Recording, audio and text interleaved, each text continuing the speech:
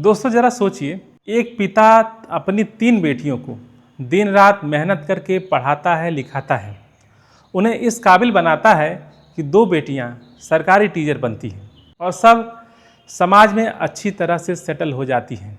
लेकिन जब उसी पिता की वृद्धाश्रम में मौत होती है तो उनकी बेटियों के पास पिता के अंतिम दर्शन तक का समय नहीं होता है।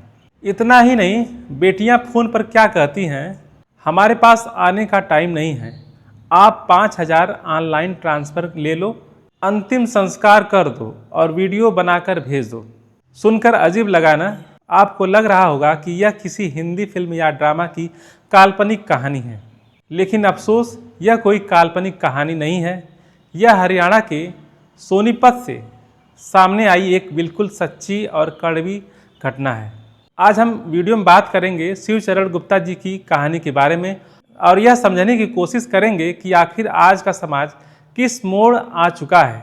यहाँ पैसों की दौड़ में इंसानी रिश्ते इतना खोखला होते जा रहे हैं। आइए सबसे पहले इस पूरी घटना को सिलसिलेवार तरीके से समझते हैं।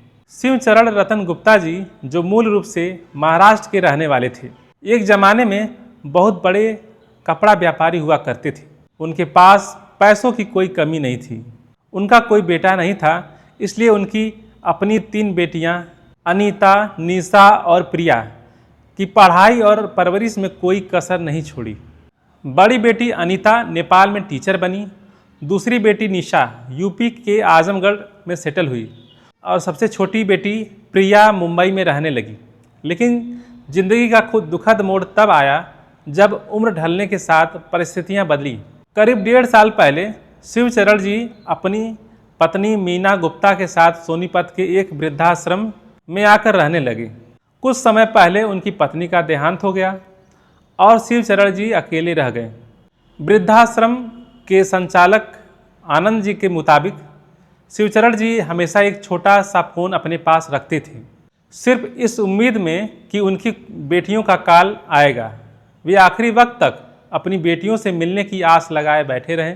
लेकिन जब उनकी तबीयत ज़्यादा बिगड़ी तो बेटियों के फ़ोन आने ही बंद हो गए और जब देर रात वृद्धाश्रम की तरफ से उनके निधन की खबर बेटियों को दी गई तो जवाब क्या मिला, हमारे पास समय नहीं है। यहाँ पर बात सिर्फ इतना ही नहीं रुकती।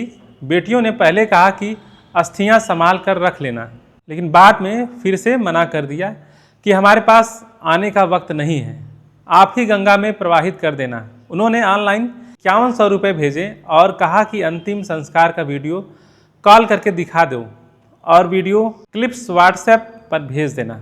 दोस्तों जरा ठंडे दिमाग से सोचिए, जिस पिता ने अपनी पूरी ज़िंदगी बच्चों का भविष्य बनाने में लगा दी, उसके अंतिम संस्कार को बच्चे ने एक ऑनलाइन ट्रांजैक्शन और एक वीडियो कॉल बनाकर छोड़ दिया।